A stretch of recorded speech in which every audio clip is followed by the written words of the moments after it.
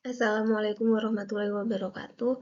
Perkenalkan, nama saya Nadia Kurin Fisabila dari kelas AK202, Prodi S1 PJJ Akuntansi. Di sini saya akan mempresentasikan statistik ekonomi dan bisnis. Yaitu saya ngambil di sesi 9 dan 12, yaitu angka indeks dan probabilitas. Itu pertama akan menjelaskan tentang angka indeks.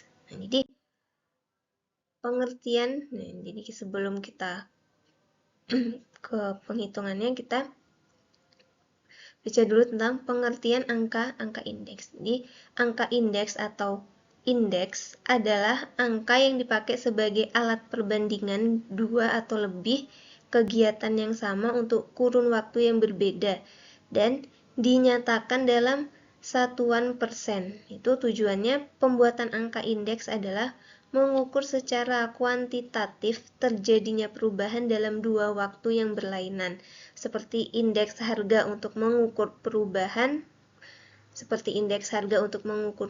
harga, indeks biaya hidup untuk mengukur tingkat inflasi dan sebagainya. Dan di sini ada angka indeks perlu dua macam. Membuat angka indeks itu perlu dua macam waktu, yaitu waktu dasar, bisa disebut dengan base period, yaitu waktu di mana suatu kegiatan atau kejadian digunakan sebagai dasar perbandingan. Yang kedua, waktu yang bersangkutan atau sedang berjalan, bisa disebut juga dengan current period. Maksudnya, waktu di mana suatu kegiatan atau kejadian digunakan sebagai dasar perbandingan terhadap kegiatan atau kejadian pada waktu dasar. Lanjut, di sini ada jenis-jenis angka indeks. Itu yang pertama, indeks tidak tertimbang. Indeks tidak tertimbang adalah metode ini digunakan untuk menyatakan perbandingan perubahan harga rata-rata tahun tertentu terhadap harga pada tahun-tahun sebelumnya yang diambil sebagai harga dasar. Yang kedua, ada indeks tertimbang. Itu perhitungan dengan metode indeks harga tertimbang menggunakan rumus indeks last Payres secara matematis. Rumus indeks last Payres ditulis sebagai berikut. Nah, kalau yang tadi indeks tidak tertimbang, rumusnya seperti ini. Rumus indeks tidak tertimbang adalah sebagai berikut. Itu IA sama dengan sigma PN per sigma PO dikali 100%. Itu keterangannya. IA maksudnya itu indeks agregatif sederhana. Jadi disingkat IA. Kalau PN singkatannya harga tahunan tertentu. Jadi singkatannya PN dan PO harga tahunan dasar. Nah, untuk rumus indeks tertimbang berikut ini. Itu IL sama dengan sigma PN QO per sigma PO QO dikali 100%. Ini bisa dilihat keterangannya. IL itu maksudnya indeks last Payres yang sedang dicari. Terus kalau PN maksudnya harga dari tahun tertentu. Kalau QN banyak barang pada tahun tertentu. Kalau PO harga pada tahun dasar, dan QO banyak barang pada tahun dasar. Dan di sini ada contoh soal. Contoh soalnya itu yang pertama, indeks harga tidak tertimbang. Soalnya diketahui pada tahun 2023 harga daging ayam adalah 200. Harga daging sapi 300 dan harga daging ikan yaitu 400. Lalu pada tahun 2024 harga daging ayam menjadi yang tadi awalnya 200, di tahun 2024 harga daging ayam menjadi 300. Kemudian harga daging sapi menjadi 450 dan harga daging ikan menjadi 500. Nah, berdasarkan pemaparan ini, hitunglah indeks harga tahun 2023 dengan rumus indeks harga tidak tertimbang. Jadi, lihat di jawabannya. Nah, harga pada tahun 2023 daging ayamnya tadi 200, sapinya 300, ikannya 400, jadi totalnya 900. Jadi 200 tambah 300 tambah 400 hasilnya 900. Dan pada tahun 2024 daging ayamnya 300, sapinya 450, ikannya 500. Jadi totalnya 1250. Nah, itu jadi ditambah 300 tambah 450 tambah 500. Hasilnya 1250. Jadi bisa dilihat nih jawabannya, rumusnya itu IA sama dengan sigma PO per atau dibagi sigma PN dikali 100%. Sama dengan itu sigma PO-nya totalnya adalah 1250 dibagi sigma PN-nya yaitu 900 dikali 100%. Jadi hasilnya 1,38. Lanjut, contoh soal yang kedua. Indeks harga tertimbang diketahui pada tahun 2022. Harga barang A adalah 150. Dan barang A diproduksi sebanyak 10 unit. Nah, harga barang B adalah 250 dan diproduksi sebanyak 20 unit.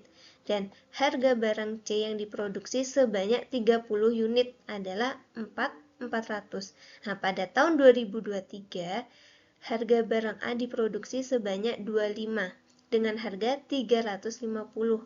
Barang B diproduksi sejumlah 40 nih di tahun 2023, sejumlah 40 unit dengan harga 450 dan barang C diproduksi sebanyak 50 unit dengan harga 650. Kemudian hitunglah harga-harga barang pada tahun berjalan beserta jumlah barang pada tahun dasar berdasarkan keterangan di atas. Kita jawabnya nih. Jawabannya itu harga dan jumlah barang pada tahun 2022 yaitu barang A jadinya dikali. Karena ini indeks harga tertimbang, ini dikali. Jadi barang A 150 yaitu pada tahun 2022 dikali 10. Kan banyaknya 10 unit. Nah, jadi hasilnya adalah 1500. Kemudian barang B 250 dikali 20 itu sama dengan 5.000.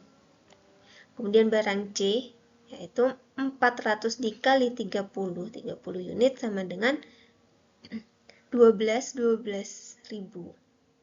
Kemudian rumusnya EP, jadinya hasilnya EP OQO sama dengan 18.500.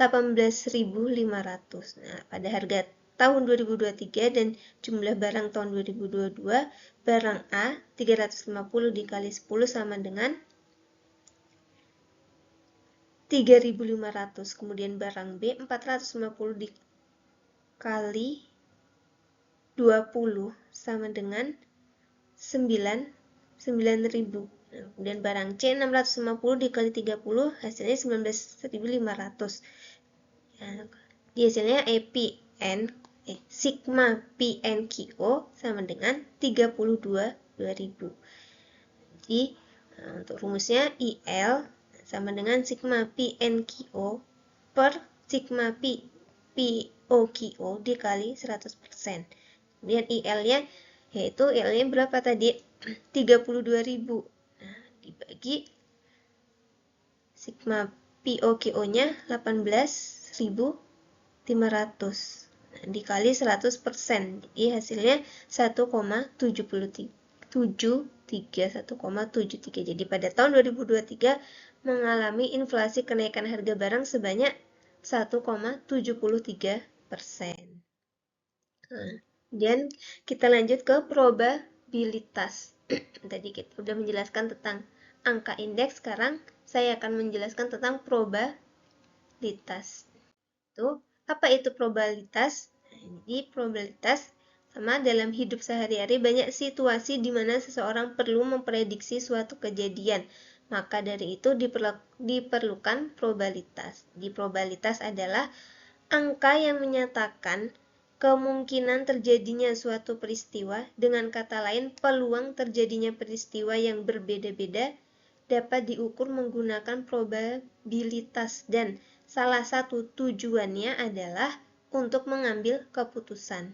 Nah, dalam penerapannya, probabilitas digunakan untuk menganalisis berbagai fenomena dengan perhitungan matematis, tidak terkecuali dalam dunia bisnis yang sering menghadapi ketidakpastian. Probabilitas dapat membantu mengambil keputusan secara objektif dan berdasarkan data, alih-alih hanya mengandalkan insting. Jadi ini, tadi itu udah apa itu probabilitas. Kita lanjut ke tujuan dari probabilitas. Jadi tujuan probabilitas adalah untuk mengukur ketidakpastian dengan membuat prediksi atau hipotesis sehingga seseorang dapat mengambil keputusan yang sesuai. Memprediksi yang pertama, memprediksi hasil. Itu probabilitas digunakan untuk membuat prediksi tentang kejadian di masa depan. Itu misalnya dengan menganalisis data di masa lalu dan menghitung probabilitasnya. Seseorang dapat membuat prediksi tentang kemungkinan yang terjadi di masa mendatang. Yang kedua, membuat keputusan dengan probabilitas. Seseorang dapat membuat keputusan dalam situasi yang penuh ketidakpastian. Dengan perhitungan probabilitas dapat dibuat keputusan yang optimal berdasarkan data yang ada. Yang ketiga, menguji hipotesis. Probabilitas juga dapat dimanfaatkan untuk menguji hipotesis dan menarik kesimpulan dari data. Dengan menghitung probabilitas, hasil tertentu dapat diperoleh dalam kondisi yang berbeda-beda, sehingga validitas hipotesis dapat dievaluasi. Lanjut, nah ini untuk rumus probabilitas. Secara umum, probabilitas digambarkan sebagai rasio perbandingan antara kemungkinan kejadian yang diharapkan dengan jumlah total kemungkinan seluruh kejadian. Ini rumus probabilitas. Bisa dilihat. Lanjut. Untuk keterangan rumus P. A menggambarkan probabilitas atau peluang kejadian A. Kemudian NA adalah banyaknya kejadian A yang diinginkan untuk terjadi. Bisa disebut N kali A ya, atau enggak NS atau N kali S adalah seluruh kejadian yang mungkin terjadi. Semakin besar nilai probabilitas, semakin mungkin suatu peristiwa terjadi. Misalnya, sebuah peristiwa dengan angka probabilitas 0,1 memiliki lebih kecil kemungkinan untuk terjadi dibandingkan dengan peristiwa dengan angka probabilitas 0,9. Lanjut, aturan penjualan. Itu berdasarkan OpenStax College, terdapat dua aturan dasar probabilitas, yaitu aturan penjumlahan dan aturan perkalian. Dan ini aturan penjumlahan di P kali A atau B sama dengan P kali A tambah P kali B dikurang P kali A dan B. Nah, aturan ini mencari kemungkinan terjadinya salah satu dari dua peristiwa yang terjadi bersamaan. Formulanya adalah P kali A atau B merupakan probabilitas kejadian A atau B. Nah, kemudian P kali A adalah probabilitas kejadian A terjadi dan P kali B adalah probabilitas dari kejadian B. Sementara itu, P kali A dan B adalah probabilitas kedua peristiwa terjadi secara bersamaan. Aturan perkalian. Untuk aturan perkaliannya, aturan ini mencari kemungkinan dua peristiwa terjadi secara bersamaan.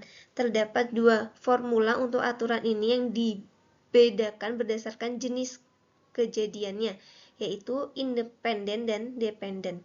Apabila dua kejadian tersebut independen, berarti dua kejadian tersebut tidak saling memengaruhi satu sama lain. Sebaliknya, bila terdapat dua kejadian dependen, kejadian tersebut saling memengaruhi. Nah, untuk kejadian independen formulanya adalah, bisa dilihat sendiri, aturan perkaliannya kejadian independen P kali A dan B sama dengan P kali P A kali P PB. Nah, P, A, dan B menyatakan probabilitas kejadian A dan B terjadi bersamaan. P menyatakan probabilitas kejadian A dan B menyatakan probabilitas kejadian B. Nah, sementara itu formula aturan perkalian untuk kejadian dependen adalah, bisa dilihat ini untuk rumusnya. Nah, dalam konteks ini P kali B atau A menyatakan probabilitas terjadinya B, mengingat bahwa A telah. Nah, ini contoh perhitungan probabilitas. Itu contoh yang pertama, rumus probabilitas. Seseorang melempar dadu dan ingin mendapatkan angka 6. Berapa peluang untuk mendapatkan angka tersebut? Cara menghitungnya yaitu mencari NS. Karena sebuah dadu memiliki 6 sisi, maka terdapat 6 kemungkinan hasil yang keluar, yaitu 1, 2, 3, 4, 5, dan 6. Dengan demikian, NS sama dengan 6. Kemudian mencari N6 ya, peluang untuk mendapatkan 6 adalah 1, sehingga NA sama dengan 1. Menghitung probabilitas munculnya angka 6. Dengan informasi yang telah diketahui, probabilitas angka 6 muncul adalah ini. P, probabilitas 6 sama dengan N6 per NS, itu P6 sama dengan 1 per 6. Itu hasilnya 0,1667. Dengan demikian, probabilitas untuk mendapatkan angka 6 ketika seseorang melempar dadu adalah 0,167. Lanjut, contoh yang kedua, yaitu aturan penjumlahan. Sebuah perusahaan merekrut kandidat untuk 2 posisi berbeda, itu marketing dan sales. Perusahaan menerima total 55 lamaran, 30 diantaranya untuk marketing dan 25 untuk sales.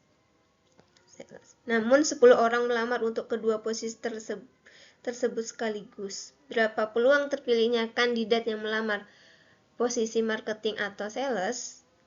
Ini cara menghitungnya itu identifikasi dulu kejadiannya. Tuh, sini kita pakai M sama dengan pelamar posisi marketing, S-nya pelamar posisi sales.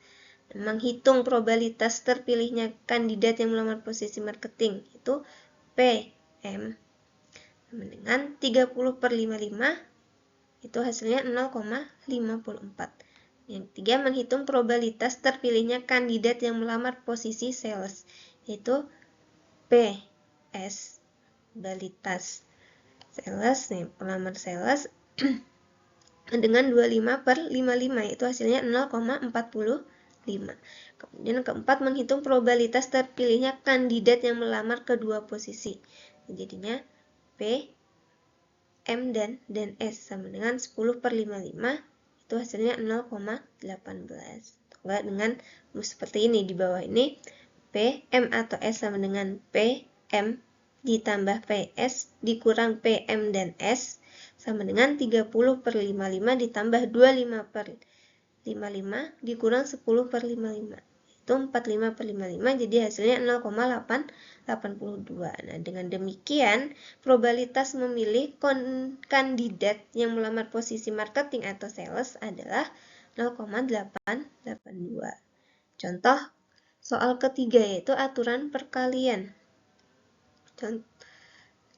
Contoh-contoh di bawah ini diberikan untuk menggambarkan probabilitas kejadian independen dan dependen. Jadi ini nanti ada contoh independen dan dependen. Itu pertama dulu kejadian independen. Seseorang memiliki sebuah koin dan ingin melemparnya sebanyak 2 kali.